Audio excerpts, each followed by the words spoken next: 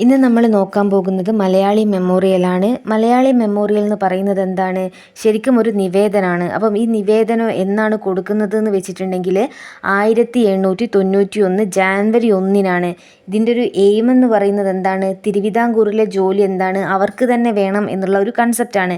അതായത് പണ്ട് കാലത്ത് നമ്മൾ തിരുവിതാംകൂർ നോക്കുകയാണെങ്കിൽ അവിടെ സർക്കാർ ഉദ്യോഗസ്ഥരിൽ എന്താണ് ഏറ്റവും ഉയർന്ന പോസ്റ്റ് എന്താണ്? അവിടുത്തെ തമിഴ് ബ്രാഹ്മണർക്ക് മാത്രം റിസർവ് ചെയ്തതായിരുന്നു. അപ്പം ഈ ഒരു സാധാരണക്കാർ, അതായത് തിരുവിതാംകൂറിലെ സാധാരണക്കാരിപ്പോൾ ഒരു ക്വാളിഫിക്കേഷൻ ഉണ്ടെങ്കിൽ പോലും എന്താണ് അവർക്ക് ആ ഒരു വേക്കൻസിയിലേക്ക്, ആ ഒരു പോസ്റ്റിലേക്ക് കയറാൻ പറ്റില്ല. അപ്പം അത് മാറ്റി എന്താണ് തിരുവിതാംകൂറിലെ ജോലി തിരുവിതാംകൂറുകാർക്ക് തന്നെ വേണം എന്നുള്ള ഒരു എയിമാണ് മലയാളി മെമ്മോറിയൽ മുന്നോട്ട് വെക്കുന്നത്. നമ്മൾ ഇതിൻ്റെ ഒരു ഹിസ്റ്ററിയിലേക്ക് നോക്കുകയാണെങ്കിൽ GP Pillai, N Raman Pillai, R രംഗരാവു ഇവരൊക്കെ എന്താണ് തിരുവനന്തപുരം മഹാരാജാസ് കോളേജിലെ വിദ്യാർത്ഥികളാണ്. അതായത് യൂണിവേഴ്സിറ്റി കോളേജിലെ വിദ്യാർത്ഥികളാണ്.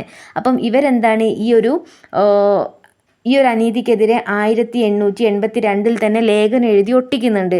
അപ്പം അതിനെതിരെ എന്താണ് നമ്മുടെ ആ ഒരു സമയത്ത് ദിവാനായിട്ടുള്ള രാമയ്യങ്കാർ എന്താണ് ആക്ഷൻ എടുത്തിട്ട് ഇവരെ പുറത്താക്കുന്നുണ്ട്.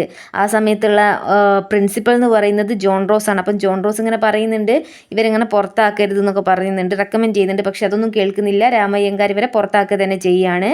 പിന്നീട് നമ്മൾ മുന്നോട്ട് വരുമ്പോൾ എന്താണ് കോട്ടയം പബ്ലിക് ലൈബ്രറിയിൽ വെച്ചിട്ട് പല യോഗങ്ങളും നടക്കുന്നുണ്ട്. അങ്ങനെ ആ യോഗങ്ങളുടെയൊക്കെ അനന്തരഫലമായിട്ടാണ് അവസാനമായിട്ട് ഈ ഒരു മലയാളി മെമ്മോറിയൽ 1891 ജാനുവരി 1 സമർപ്പിക്കുന്നത്. അപ്പം 1882 ഈ ഒരു കൺസെപ്റ്റ് തുടങ്ങിയിട്ടുണ്ട്. അതായത് ഇങ്ങനെ നിവേദനം, അതായത് ഈ തിരുവിതാംകൂറിലെ ജോലി തിരുവിതാംകൂറുകാർക്ക് വേണം എന്നുള്ള ഒരു കൺസെപ്റ്റ് തുടങ്ങിയിട്ടുണ്ട്. അപ്പം അത് അങ്ങനെ ഔദ്യോഗികമായിട്ട് നിവേദനമായിട്ട് കൊടുക്കുന്നത് പക്ഷേ 1891 ജാനുവരി 1 ഉള്ളൂ. അപ്പം നമുക്ക് ആ ഡേറ്റ് ഓർത്തിരിക്കാൻ എന്താണ് ജാനുവരി 1 ഒരു കൊല്ലവർഷം തുടങ്ങുന്ന ദിവസം ഒരു ഐശ്വര്യമായിട്ട് കൊടുത്തു എന്നൊക്കെ ആലോചിക്കുക. അപ്പോൾ ഒരു ജാനുവരി 1 നമുക്ക് കിട്ടും. പിന്നീട് ഈ ഒരു മലയാളി മെമ്മോറിയലിനെ നമുക്ക് എന്ത് പറയാൻ പറ്റും? തിരുവിതാംകൂറിലെ രാഷ്ട്രീയ പ്രക്ഷോഭങ്ങളുടെ തുടക്കം എന്ന് പറയാൻ പറ്റും. അപ്പോൾ നമ്മളോട് ചോദിക്കുകയാണ് ഏത് ഇൻസിഡൻ്റാണ് തിരുവിതാംകൂറിലെ രാഷ്ട്രീയ പ്രക്ഷോഭങ്ങളുടെ തുടക്കം എന്ന് ചോദിക്കുകയാണെങ്കിൽ നമ്മൾ പറയേണ്ടത് മലയാളി മെമ്മോറിയലാണ്. ഈ ഒരു മെമ്മോറിയലിൻ്റെ സ്ലോഗൻ എന്ന് പറയുന്നത് തിരുവിതാംകൂർക്കാർക്ക് എന്നാണ്. അപ്പം ഈ ഒരു സ്ലോഗൻ എടുത്തിട്ടുള്ളത് നമ്മുടെ GP പിള്ള എഴുതിയിട്ടുള്ള ഒരു ചെറു ലേഖനത്തിൽ നിന്നാണ്. അദ്ദേഹം 1870 എഴുതിയിട്ടുള്ള ചെറു ലേഖനത്തിലെ ഒരു പോർഷനാണ് തിരുവിതാംകൂർക്കാർക്ക്. അപ്പം അതേ സ്ലോഗനാണ് ഈ മലയാളി മെമ്മോറിയലിനും എടുത്തിട്ടുള്ളത്. പിന്നീട് ഈ ഒരു മെമ്മോറിയൽ എഴുതി തയ്യാറാക്കിയത് ആരാണെന്ന് ചോദിച്ചിട്ടുണ്ടെങ്കിൽ അത് CV രാമൻ പിള്ളയാണ്. ഇനി നമ്മളിത് സമർപ്പിക്കുന്നത് ആർക്കാണെന്ന് ചോദിച്ചിട്ടുണ്ടെങ്കിൽ ആ സമയത്ത് തിരുവിതാംകൂർ രാജാവ് ശ്രീമൂലം തിരുനാളാണ്. ദിവാൻ എന്ന് പറയുന്നത് രാമറാവുവാണ്. ഈ ഒരു നിവേദനത്തിൽ ആകെ ഒപ്പിട്ടത് 10,028 ആളാണ്. അതായത് 128 ആളുകളാണ് ഒപ്പിട്ടത് നമ്മൾ എഴുതുമ്പോൾ. അപ്പം ഒപ്പിട്ട ആ ഒരു ഓർഡർ പറയുകയാണെങ്കിൽ ഒന്നാമതായിട്ട് ഒപ്പിട്ടത് KP ശങ്കരമേനോൻ, രണ്ടാമതായിട്ട് ഒപ്പിട്ടത് GP പിള്ള, മൂന്നാമതായിട്ട് ഒപ്പിടുന്നത് Dr. P പൽപ്പുവാണ്. ഇനി ഈ ഒരു നിവേദനത്തിലുള്ള നിയമോപദേശം നൽകുന്നത് നമ്മുടെ നോർട്ടൺ ആണ്. അപ്പോൾ നോർട്ടൺ ഒരു ഇംഗ്ലീഷുകാരനാണ്. അപ്പം അദ്ദേഹമാണ് ഈ ഒരു നിവേദനത്തിനുള്ള നിയമോപദേശം നൽകുന്നത്. ഇനി നമ്മൾ ഈ ഒരു മലയാളി മെമ്മോറിയലിനുള്ള നേതാക്കളെ നോക്കുകയാണെങ്കിൽ നമ്മൾ ഓൾറെഡി ഇപ്പം ആരൊക്കെ പരിചയപ്പെട്ടു? GP പിള്ളയെ നമ്മൾ പരിചയപ്പെട്ടു, പൽപ്പുവിനൊക്കെ പരിചയപ്പെട്ടു. അവർ കൂടാതെയുള്ള ആളുകളാണ് കാവാലം നീലകണ്ഠൻ പിള്ള, അതുപോലെ തന്നെ ആരാണ് നമ്മൾ ഓർഡറിൽ ഒന്നും കൂടി പറയുകയാണെങ്കിൽ KP ശങ്കരമേനോൻ. ഇദ്ദേഹമാണ് ഈ ഒരു നിവേദനം സബ്മിറ്റ് ചെയ്യുന്നത്. Dr. P പൽപ്പു ഒപ്പിട്ട ആളാണ്. CV കുഞ്ഞിരാമൻ എന്തായിരുന്നു? നമ്മുടെ നിവേദനം എഴുതി തയ്യാറാക്കിയതാണ്. ഇനി കാവാലം നീലകണ്ഠൻ പിള്ള പുതിയൊരു പേരാണ്. അദ്ദേഹവും എന്താണ് ഈ ഒരു നിവേദനമായിട്ട് മലയാളി മെമ്മോറിയലുമായിട്ട് ബന്ധപ്പെട്ടിട്ടുള്ള നേതാക്കളാണ്. ഇനി നമ്മൾ ഇതിൻ്റെ ഒരു എക്സ്ട്രാ ഫാക്റ്റിലേക്ക് പോവുകയാണെങ്കിൽ എന്താണ് ഈ മലയാളി മെമ്മോറിയൽ ഒപ്പിടുന്ന സമയത്ത് ആദ്യത്തെ 250 ആൾക്കാർ എന്താണ് അവരുടെ പേരും ഒക്യുപ്പേഷനും ഒക്കെ മെൻഷൻ ചെയ്യുന്നുണ്ട്. ബാക്കി എല്ലാവരും മെൻഷൻ ചെയ്യുന്നില്ല. അത്രയും ആളുകളുണ്ടല്ലോ. അതിൽ തന്നെ 250 തന്നെ ആദ്യത്തെ 168 പേര് നായർ സമുദായത്തിൽപ്പെട്ട ആളാണെന്ന് ജസ്റ്റ് ഒന്ന് ഓർത്തിരിക്കുക. ഇനി നമ്മൾ നോക്കുകയാണെങ്കിൽ ഇതിൽ മുസ്ലിങ്ങൾ, പുലയർ, പറയർ, മറ്റ് താഴ്ന്ന ജാതിക്കാരൊന്നും ഈ ഒരു നിവേദനത്തിൽ ഇൻക്ലൂഡ് ചെയ്തിട്ടില്ല.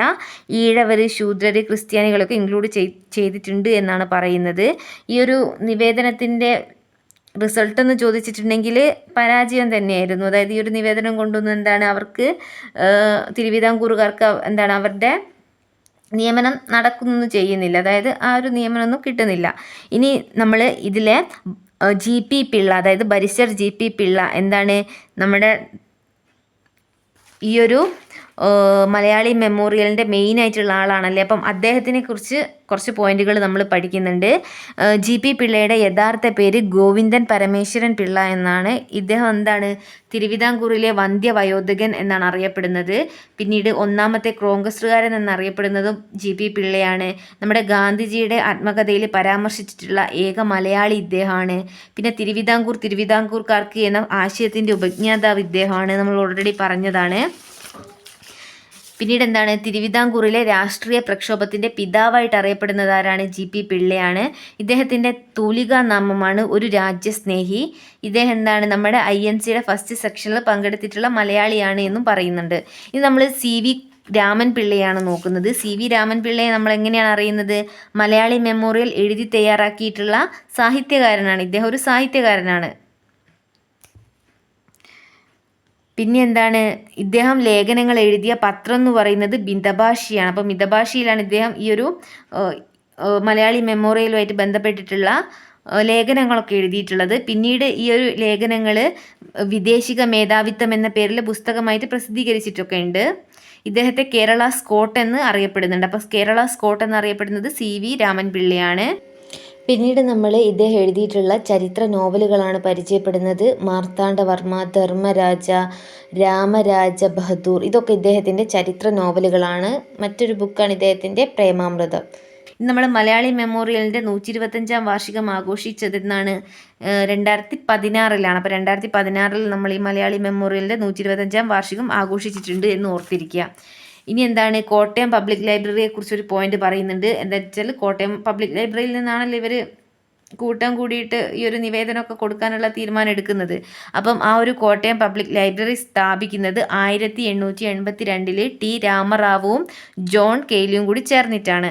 ഇനി നമ്മൾ എതിർ മെമ്മോറിയലിലേക്ക് വരികയാണ്. എതിർ മെമ്മോറിയൽ എന്ന് പറയുന്നത് ഈ ഒരു മലയാളി മെമ്മോറിയലിന് എതിരുള്ള മെമ്മോറിയലിൽ തന്നെ, അതായത് അങ്ങനെ അവർക്ക് വേണ്ടി ആ ഒരു സംഭവം ചെയ്യരുത്, ആ നിവേദനത്തിൽ പറയുന്ന കാര്യങ്ങളൊന്നും ചെയ്യരുത് എന്ന് പറഞ്ഞിട്ടുള്ള കാര്യങ്ങളൊക്കെയാണ് ഇതിൻ്റെ കണ്ടൻ്റായിട്ട് വരുന്നത്. ഇത് ഹിന്ദു മലയാളികൾ, ക്രൈസ്തവ മലയാളികൾ, തമിഴ് ബ്രാഹ്മണർ ഇവരൊക്കെ ചേർന്നിട്ടാണ് ഈ ഒരു മെമ്മോറിയൽ കൊടുക്കുന്നത്, സമർപ്പിക്കുന്നത്.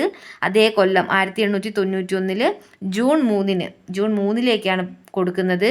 ശ്രീമൂലം തിരുനാളിലാണ് കൊടുക്കുന്നത്. ഇതിൻ്റെ നേതാക്കൾ എന്ന് പറയുന്നത് ഈ രാമയ്യങ്കാരും പിന്നെ രാമനാഥൻ റാവുവും ചേർന്നിട്ടാണ്.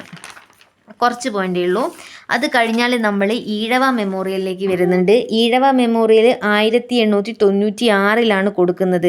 അതായത് ഈഴവർക്ക് എന്താണ് സർക്കാർ ഉദ്യോഗങ്ങളിൽ പ്രാതിനിധ്യം വേണമെന്ന് പറഞ്ഞിട്ടുള്ളൊരു എയിമാണ് ഈ ഒരു മെമ്മോറിയലിൻ്റെ പിന്നിലുള്ളത്. അതായത് പണ്ട് കാലത്ത് എന്താണ് ഈഴവർക്ക് എന്താണ് ഈ ഒരു ഉയർന്ന പോസ്റ്റിലൊന്നും ജോലി ചെയ്യാനേ പറ്റില്ലായിരുന്നു. നമ്മൾ പൽപ്പുവിനൊക്കെ എടുക്കുകയാണെങ്കിൽ പൽപ്പു എന്താണ് ഡോക്ടർ ആയിരുന്നല്ലേ. അപ്പം അദ്ദേഹത്തിന് എന്താണ് കേരളത്തിൽ എന്താണ് പ്രാക്ടീസ് ചെയ്യാൻ പറ്റിയില്ല. കാരണം എന്താ, അദ്ദേഹം ഈഴവനായതുകൊണ്ട്. അതുകൊണ്ട് തന്നെയാണ് അദ്ദേഹം പുറത്തു പോയിട്ട് പ്രാക്ടീസൊക്കെ ചെയ്യേണ്ടി വന്നത്. അപ്പോൾ അത് മാറ്റി ഈഴവർക്ക് സർക്കാർ ഉദ്യോഗങ്ങളിൽ പ്രാതിനിധ്യം വേണമെന്ന് പറഞ്ഞിട്ടുള്ള ഒരു മെമ്മോറിയലാണിത്. ഇത് നമ്മൾ കൊടുക്കുന്നത് ശ്രീമൂലം തിരുനാൾ രാമവർമ്മയ്ക്ക് തന്നെയാണ്. 1896 സെപ്റ്റംബർ 3 നമ്മുടെ ഡേറ്റ് നോക്കുമ്പോൾ സെപ്റ്റംബർ 3 കൊടുക്കുന്നത്. ദിവാൻ ശങ്കര സുബ്ബയ്യയാണ്. ആരാണ്? ശങ്കര സുബ്ബയ്യ.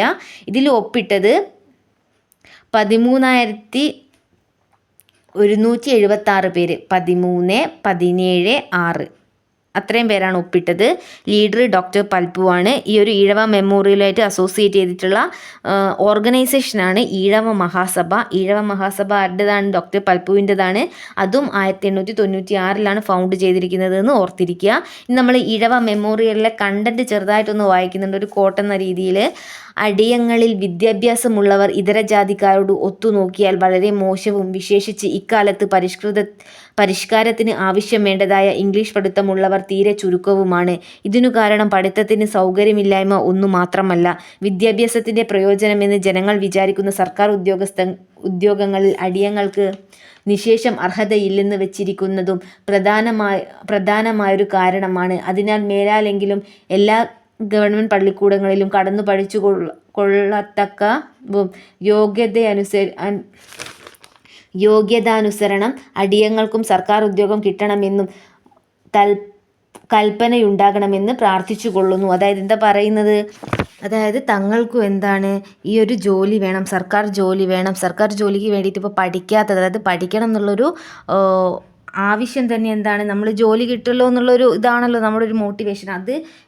അതൊന്നും പോലും നഷ്ടപ്പെടുന്നു എന്നൊക്കെയാണ് ഇതിലെ ഒരു കണ്ടൻ്റായിട്ട് പറയുന്നത്. അപ്പോൾ എന്താണ്, തങ്ങൾക്കും സർക്കാർ ഉദ്യോഗം കിട്ടണം, പഠിക്കണം എന്നുള്ളതൊക്കെ ഒരു ആവശ്യമാണ് ഇതിൽ പറയുന്നത്. ഇനി നമ്മൾ രണ്ടാം ഈഴവ മെമ്മോറിയൽ പറയുന്നുണ്ട്. ഈ ഈഴവ മെമ്മോറിയൽ റിജക്റ്റ് ആയതുകൊണ്ടായിരിക്കുമല്ലോ സെക്കൻഡ് ഈഴവ മെമ്മോറിയൽ വരുന്നത്.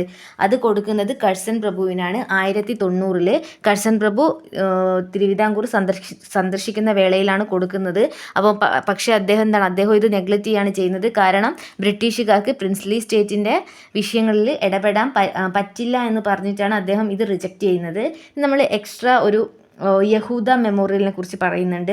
യഹൂദ മെമ്മോറിയൽ എന്ന് പറയുന്നത് കൊച്ചി രാജാവിന് സമർപ്പിച്ചതാണ്. അത് സമർപ്പിച്ച വർഷം ഒന്ന് ജസ്റ്റ് മെൻഷൻ ചെയ്യുന്നുണ്ട്, 1817.